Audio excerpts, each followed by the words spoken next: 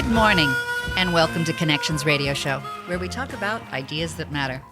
I'm Lori Fitz, your host, and today on Connections Radio Show, we're going to talk about truth.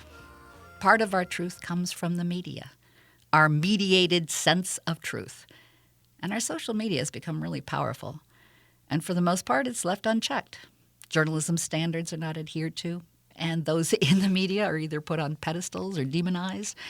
And our reality can often be reinforced by the media outlets we choose and the folks we follow on our social media. Admittedly, I am on the radio. I'm on the progressive voice of Minnesota, AM 950. And I'm glad that you're listening to this media. And I want people to access the media. But it feels like we're in the wild, wild west of the media age. And I want for us to talk today about the connection of our media to our reality and the divided country we're in, and take a deeper look at what we've been seeing imploding over the last years, especially this last week. In 2020 and early 21, which also feels like the fifth quarter of 2020, the media gave us perspectives on the initial impeachment, the rise and the spread of the pandemic, the economy in free fall, systemic racism, social justice marches, the presidential race being contested, the Georgia Senate race, the insurrection, and the second round of asking the president to resign or be impeached. And through it all, our shared truth continues to decay. Wasn't there a time when 1 + 4 really equaled 5? But now it seems like I'm told with really great anger and certainty by some that 4 is an imaginary number. It's conspiracy, their lies, their baseless accusation fueled and creating mayhem, anxiety that we find ourselves in. We've had the greatest job losses since 1939. Blacks, Hispanics, and teenagers are hardest hit. The last 7 days, 1,595,790 new cases of the pandemic, of the COVID-19. We have a total of 21,539,398 total cases. Deaths were up to 64,029 cases. Again, disproportionate impact on blacks and Latinx. And there are folks who still believe that it's a hoax and we don't need to wear a mask, that the numbers aren't real, that this is all overblown.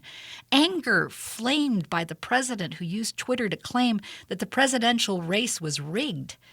Interestingly, the question of the rigged elections were mostly attacks on the large urban areas where the votes of diverse multicultural communities were questioned. Well, now his Twitter's being taken away. That's great. But there's still two realities, or maybe even more than two realities. I was taken aback by both Mitt Romney and Mitch McConnell on during the insurrection, or right after the insurrection, and moved by what they said. I never thought that I would have a quote by Mitt Romney and Mitch McConnell, but it's powerful stuff. We gather today due to a selfish man's injured pride and the outrage of his supporters whom he has deliberately misinformed for the past 2 months and stirred up action this very morning. What happened here today was an insurrection incited by the President of the United States. Those who choose to continue to support his dangerous gambit by objecting to the results of a legitimate democratic election will forever be seen as complicit in an unprecedented attack against our democracy. They will be remembered for their role in this shameful episode in American history. That will be their legacy. That was Mitt Romney. And then Mitch McConnell. We cannot keep drifting apart into two separate tribes with a separate set of facts and separate realities, with nothing in common except our hostility towards each other and mistrust for the few national institutions that we all share. So we're going to talk about mediated realities. We have unequal truths, and social media is still very much inflaming a variety of truths.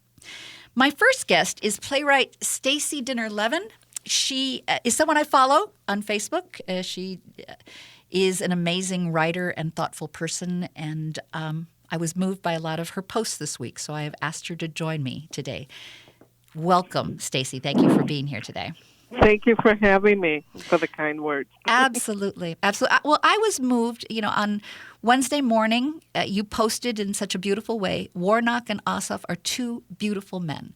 A gift to have these men in the Senate if they were from any state. Never thought Georgia would deliver them to us. Tell me about that. Tell me about that moment. Oh, well, what I remember thinking that morning, as I was getting ready to get dressed and go off to work, and I was really dreading January 6th. I think a lot of us were like, this whole certification that's going to happen in the Congress is the last hurdle we got to get through here, and it looks like it's going to be, messy and miserable and even, very anxiety-provoking.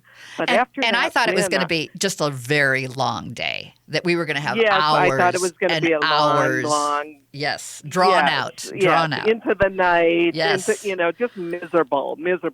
And I was, and I think a lot of us were feeling, after all that we've been through, I mean, this kind of anxiety, he can't really stop this. Right.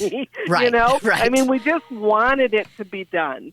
And then after the special election and Ossoff and Warnock won, just amazing. And I remember waking up and I was just on cloud nine, and I was like, this day can't get me.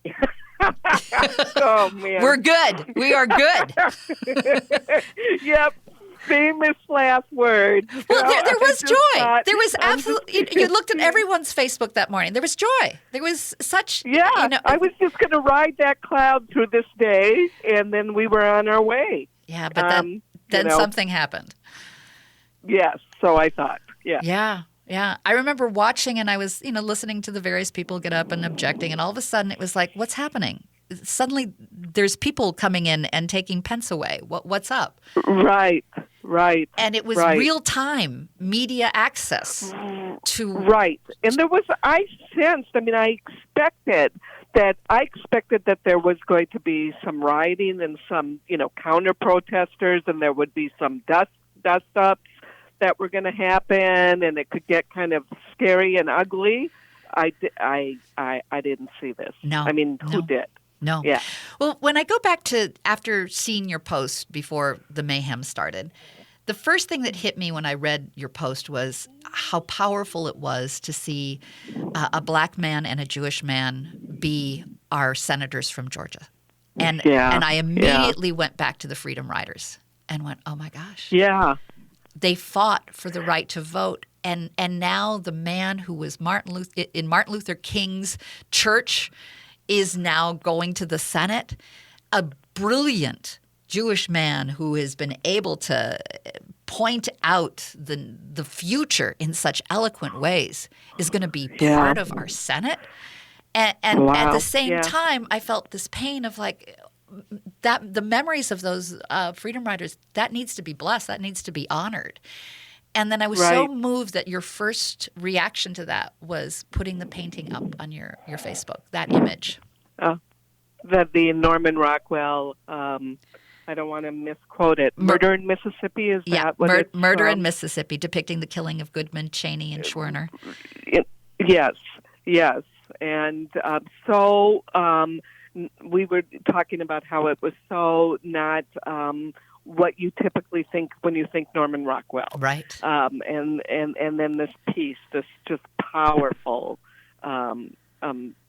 piece that he did. And yeah, I mean, you were the one, I think, in our conversation on social media that drew that connection together. Mm-hmm. And it made me immediately think of the Rockwell piece. And the image is so strong and so beautiful. And then for me, the contrast later to see the images of the racism that's still there. Yeah. You have that moment of thinking, of foolishly thinking that we have overcome. Yep. A black man and a Jewish man in the Deep South, liberals, right. Both liberals, right. Who, just a few short decades ago within our lifetimes, yes. Could have easily been killed for saying the things that they were saying and for promoting voter registration and getting out the black vote and getting out the youth vote. I mean, that's what caused the deaths of those Absolutely. men not so long ago. And so then you think we've had the moment. We've Right. had the moment where, where we have, stepped out of that. And then we're rudely reminded. I mean, yes, horribly reminded. Immediately reminded as a Confederate flag goes through the state capitol. And then the Camp So it's Auschwitz. not the state capitol, our nation's Our capital. nation's capital. And then the Camp Auschwitz on this man's T-shirt. Yep. And T-shirts. The T-shirts that are just horrendous. And Yep. And for people who don't know I'm sorry. No, go ahead. The people who don't know, the T-shirts that we're seeing that have the 6MWE, that stands for 6 million wasn't enough. And the horror of that. During the very moment that Ossoff is being determined the winner, we are seeing men with those T-shirts marching on our nation's capital. Yep, in our nation's capital. Yeah. I mean, just astonishing. And at the same time, we also see some policemen that are taking selfies. Again, social media. I mean, what insanity is this? Yeah, it is. I mean, we're still so in it, I think, that we haven't fully processed. And I think, there will be books written and movies made about this day. One of the other things I wanted to bring up is that I've also been really admiring this last year you sharing about your son Jordy and your worry about him being in isolation and the art that he has created. That's just beautiful. And I believe that in looking at our mediated reality, there is a way of sharing our truth and sharing our truth through art that's so healing and so healthy. And I wanted to make sure I gave you a shout out with that and an opportunity for you to share a little bit about his art and how people can see his art. Oh, sure. Thank you so much. Jordy is my son. He is 30 years old. He has autism. He lives with us, and he has what a lot of people don't realize is, COVID has affected us all, but for people with disabilities, it has basically taken away everything in his life. He's not a person who's going to be on social media and have other ways and other outlets to kind of be a part of the world. He has a day program that was his whole world, and it has been cut tremendously, partnership resources. He only goes half days now, and it used to have an art program that was very important. And he never did art as a child. He only started making art as an adult, and partnership resources was very instrumental in opening him up and bringing him to art. And his first instructor told him, "There's no mistakes in art, Jordy." So his art program went away, and we made arrangements for him to continue to do art with his instructor who lost her position at Partnership Resources because they could no longer fund it. And so he does art with his instructor at home via Zoom, and we set up a makeshift studio in our office, and every Saturday morning he works with his instructor. And because he is getting this kind of one-on-one attention at home, it worked. We didn't know if this would work, but it did work. And we've seen him really, his art, he was doing some great stuff before, but it's really had an opportunity to open up, and he's doing some tremendous stuff. So I have a friend who is a graphic artist because I'm posting his art online and on Facebook all the time. Very proud mama. And a friend contacted me and said, the images he's creating are very marketable, and you can put them on Redbubble, and they will put them on products, and they will sell them. So that is something we've started doing, and it has been surprisingly successful. And people have put his images on greeting cards and on T-shirts, on mugs, whatever they like, face masks. So you can check out what Jordy's doing on Redbubble, and the store is under my name because it was my original Redbubble account. So it's Stacey, Stacey DL, just all one word, and lowercase for the DL. So the only uppercase is the S in my first name, and it's Stacey DL, and it's on Redbubble. And I invite anybody to just visit and look at these really wonderful, whimsical, delightful images that he's been creating. I'll also post it on our Connections Facebook page. So, Stacey, thank you. Okay, thanks. Thank you for your time. It's about the images, for me, and it's about how do we create images that through our art can create, our truth and our meaning. And how do we survive getting through this very difficult time? You know what I said that me being on social media all the time is, the first thing I said when Trump was elected was art will be our salvation. Yes. Because I could think of nothing else that would be. Stacey, thank you. Thank you for joining us and sharing your wisdom. We appreciate it.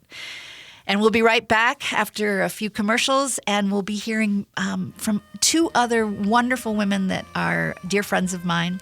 Beth Chaplin, who is a teacher and communications specialist, and Rebecca Hill, who is a chief development officer in St. Coletta of Greater Washington.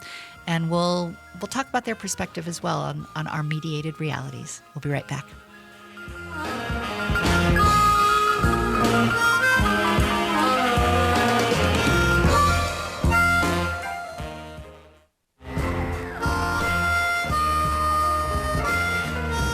Welcome back to Connections Radio Show.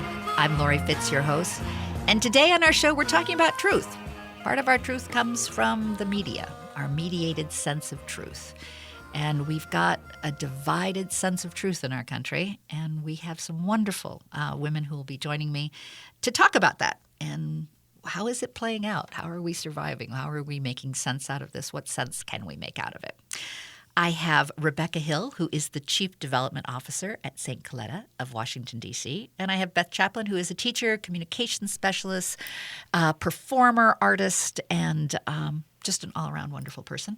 These are both women who I respect and who are on my social media. I wanted to pull from my social media because we're talking about social media.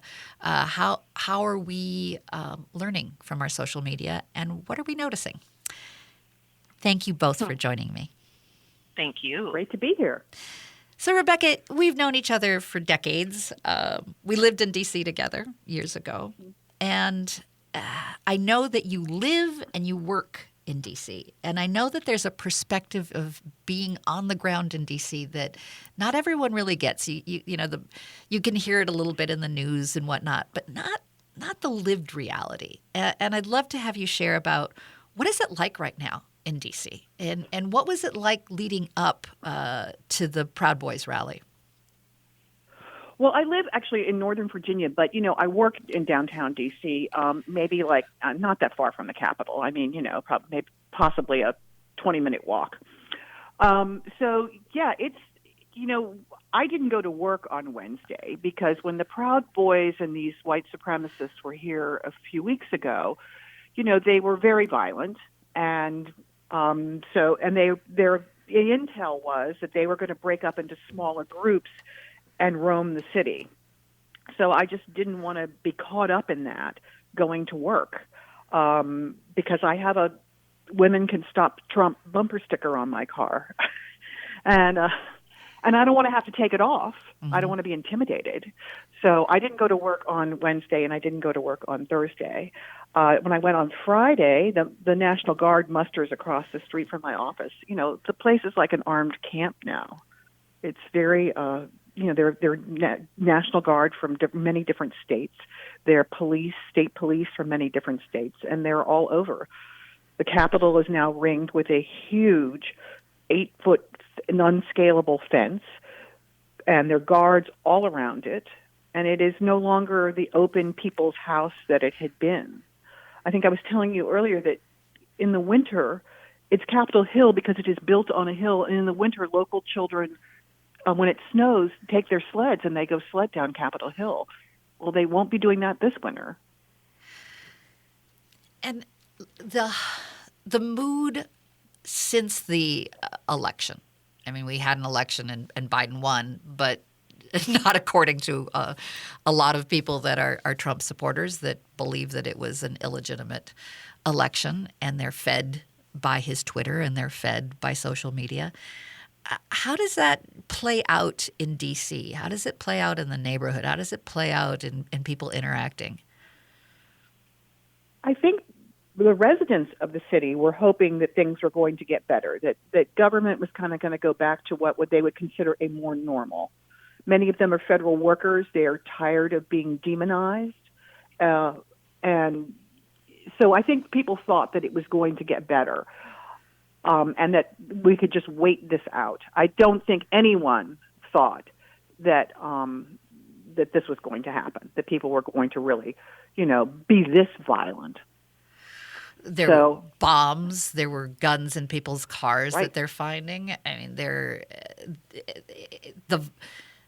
the running around in our nation's capital. I mean, it just. And the capital is really in a neighborhood where people actually live and walk, and people who may have nothing to do with government might be walking by the headquarters of the RNC or the DNC to go to work, and they might have been killed by those pipe bombs when they have absolutely nothing to do with any of this. So the potential for innocent lives to have been taken was huge. Now with this sort of the inauguration coming up, and in some ways this was a great stress test that obviously failed, that we need to prepare in a better way because a lot of those things, that scaffolding that they were climbing on, were for the upcoming inauguration. The inauguration at the same time as an impeachment. I mean, it almost is a slam dance in your head of like, how do we hold both of these realities together? Mm-hmm. So how does it feel out there with that? I mean, is it just people are stunned? It's very tense. I think people are very tense in the city, waiting to see what the next few weeks will bring. There is talk on some of those parlor things about coming back on the 19th to Washington, D.C.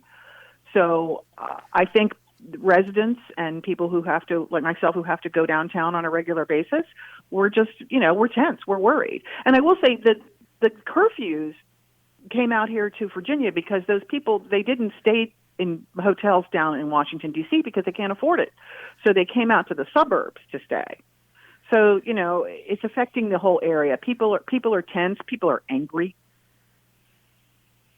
They're angry that people would come to our city and try to destroy it and bring this kind of violence to it.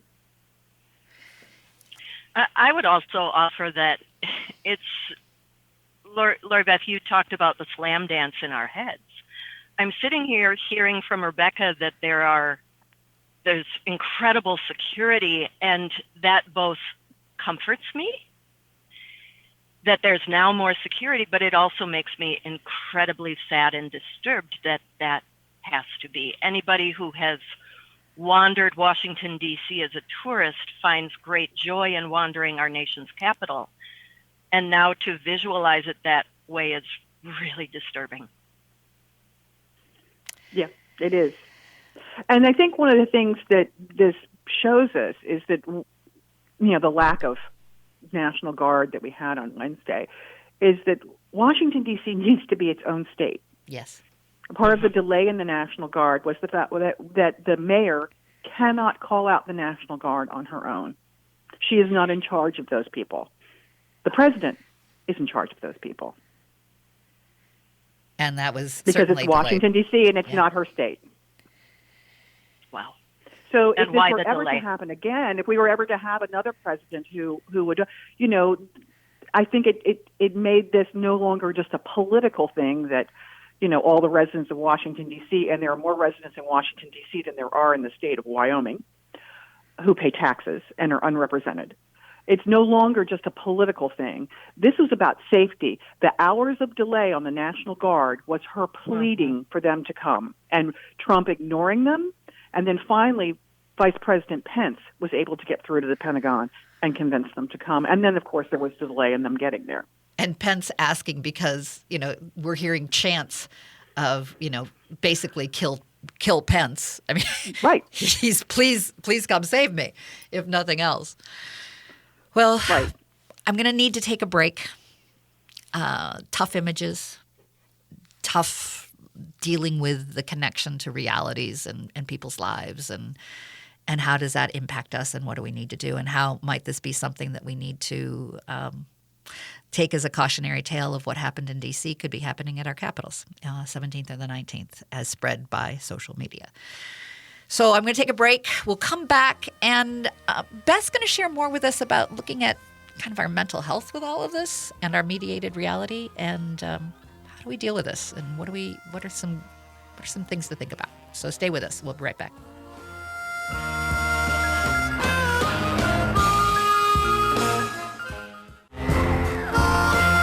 Welcome back to Connections Radio Show. I'm Lori Fitz, your host, and we're talking about truth, our mediated sense of truth, the variety of truths that seem to be out there, and how our country is breaking down and not having a shared truth.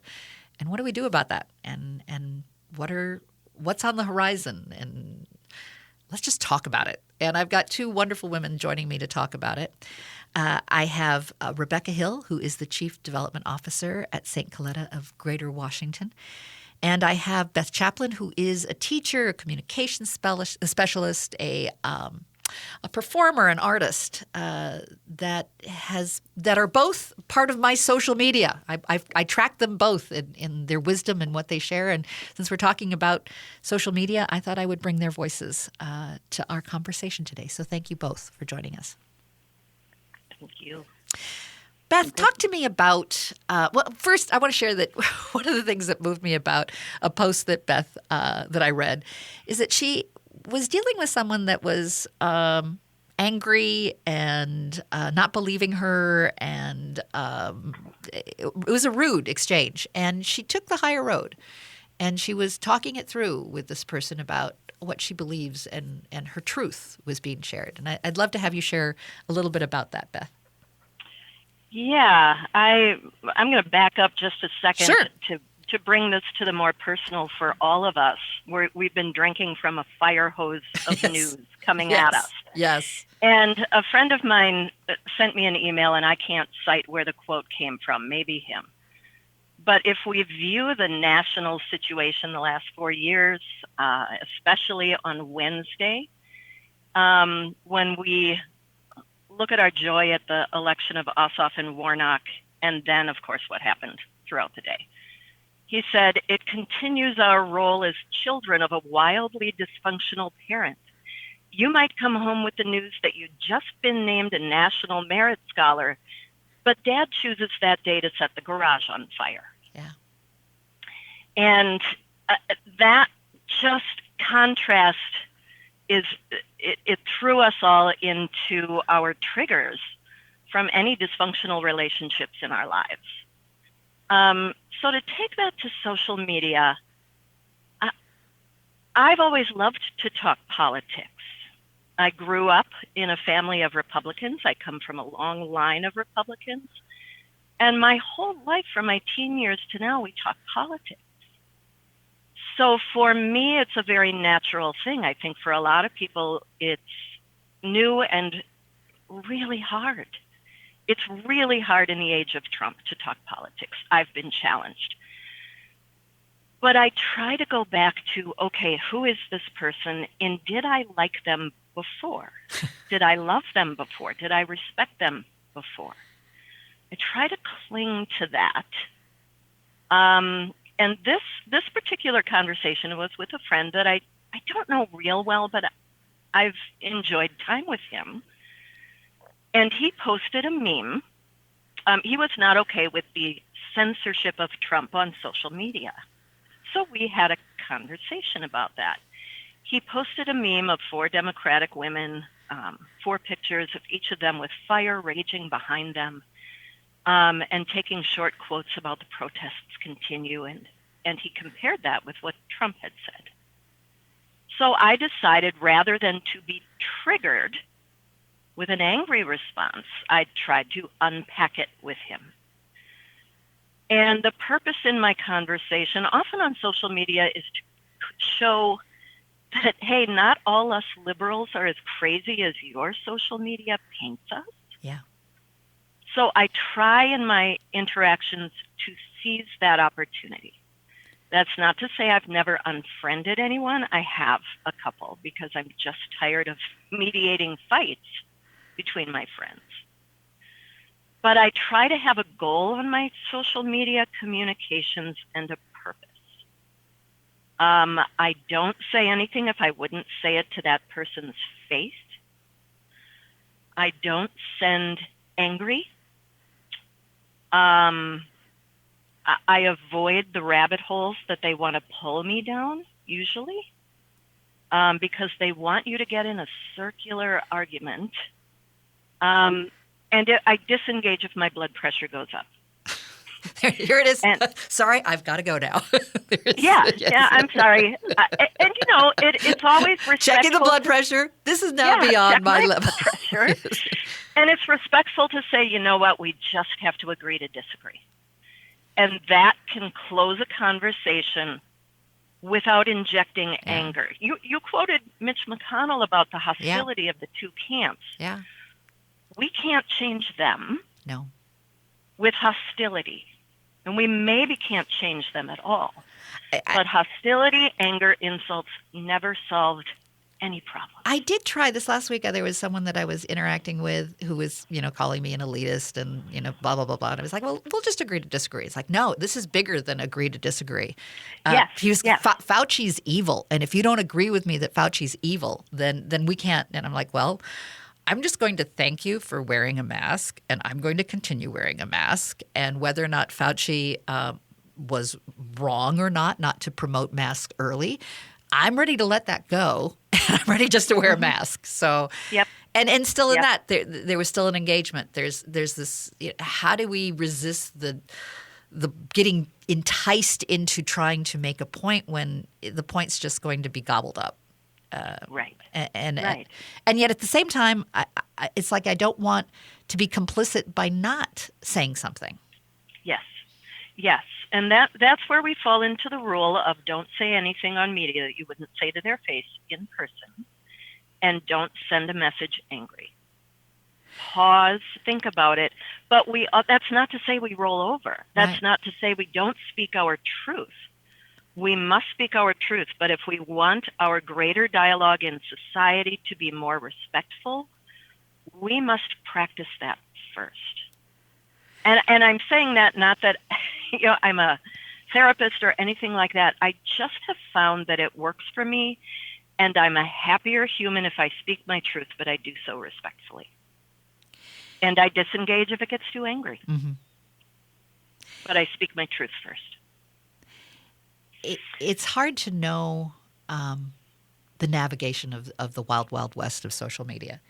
Yeah. And when you know that journalism and standards, when you quote like, well, the Washington Post, and it's like, well, I don't believe the Washington Post. That's all lies.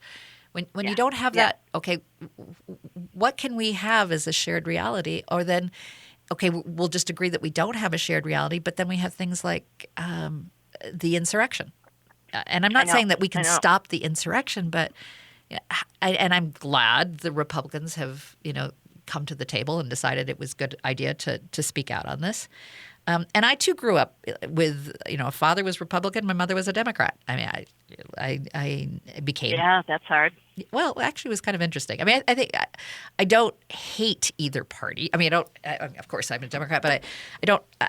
But I just feel like the Republicans have really lost their way. It's not really the Republican Party anymore, and I don't know how to deal with this created reality of a reality star, quote unquote, pretending to be our president, and these last days can be very dangerous.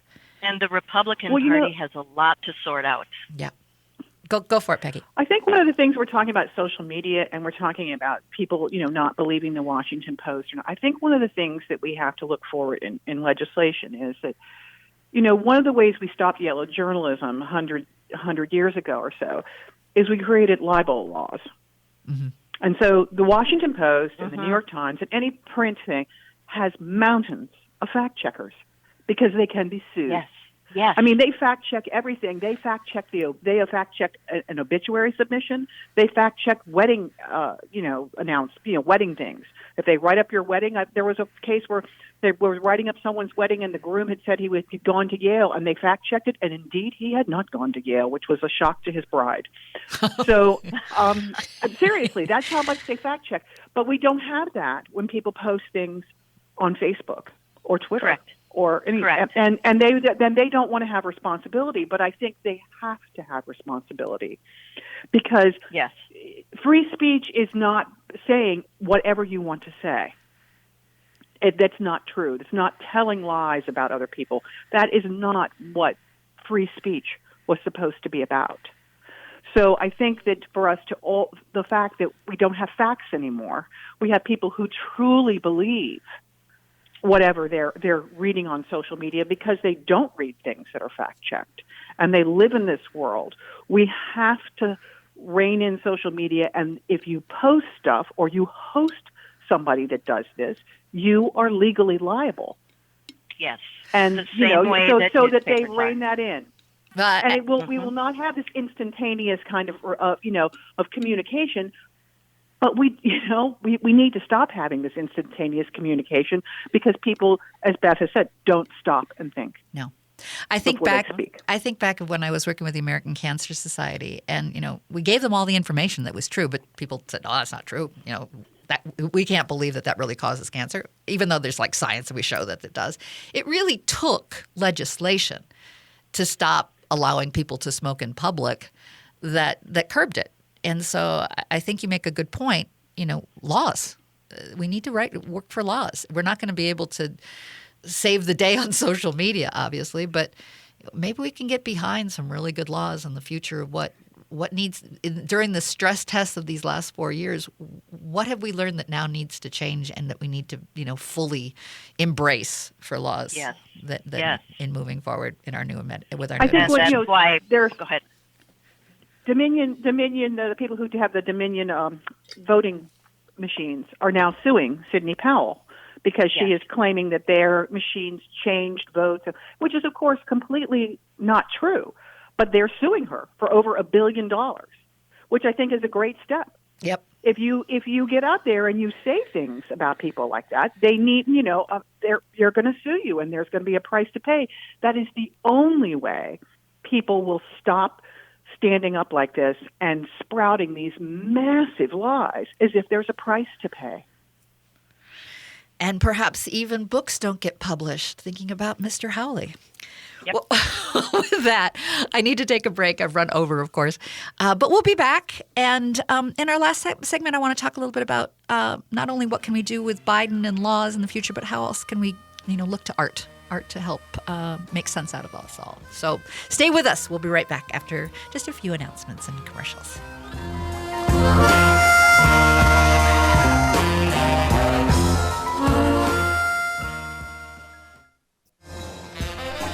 Welcome back to Connections Radio Show. I'm Lori Fitz, your host, and we've been exploring truth and art and legislation and how to cope for the next 11 days. And I've had some really wonderful women joining me. Beth Chaplin, who's a teacher, communications specialist. Rebecca Hill, who's the Chief Development Officer at St. Coletta of Greater Washington. Rebecca, thank you for sharing with us about D.C., what's it like right now.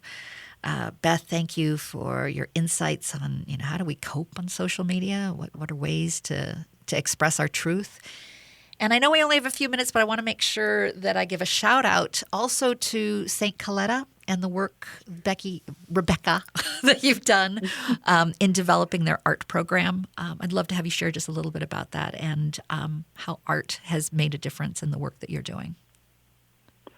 Well, St. Coletta of Greater Washington is a non-sectarian nonprofit that serves significantly disabled people who have intellectual plus usually physical disabilities, and from ages 3 through their adulthoods.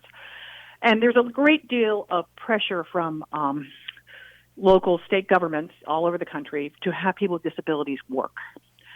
But the problem is that nobody wants to hire them because they have lots of limitations on how much they can work due to their benefits.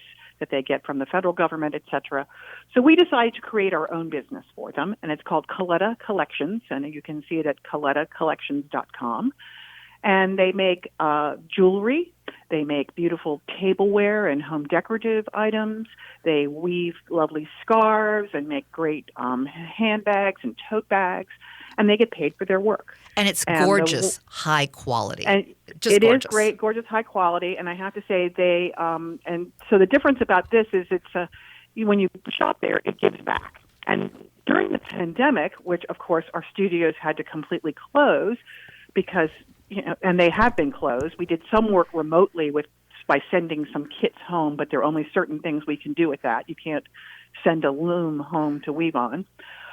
Is that we've had really great business during the pandemic because people right now don't want to spend their money on pieces of crap that mean nothing. They don't. I mean, people don't want to do that. So we have actually done more business this year than we have ever done because people want their money to mean something. And so that's been great for us. Luckily, we had some reserves that we have been able to fill our website with. And, we're slowly bringing artisans back as things open up. We hope that they will be some of the first to get vaccines in the coming weeks so that they can come back to work because many of them are very bored at home. So anyway, that's what we do. And it's a little social enterprise, colettacollections.com. And we employ about 50 disabled people on a regular basis to work with us. And we hope to grow it. And I am a proud owner of scarves and jewelry that I just adore from Coletta. So I wanted to make sure, and that is a way when if you're not an artist, how do you invest in art so that you can make meaning out of all of this crazy times? And supporting artists who are doing beautiful work during this pandemic is so important. I also want to give a shout out to the folks at Art to Change the World. They've got a great Facebook page that I would love to encourage you to go to and give a like. Look at their art. These are artists that want to change the world. They believe that our art is our truth, is how we express who we are. The specific purpose of Art to Change the World is to create opportunities for partnerships to defend human and civil rights and to protect the environment. So give them a like and consider buying art from our artist community. Do we have time for one more shout out? Yes. I just want to give a shout out to, I am an actor by training, a speech theater, communications, education trained actor. Our performers on stage have not been able to work since last March. And as soon as the theaters open back up, I just want to say, go, buy tickets, flood the box office, fill the audience. And theater is a live and exciting audience and actor-artist experience, and it's important. We don't want to lose that. We don't want to lose that live connection. Thank you both for your insights, your wisdom, your time, and for talking about how do we navigate this crazy time and looking back at this crazy week. And we'll look forward to a better life ahead in the years to come. Thanks for joining us today on Connections Radio.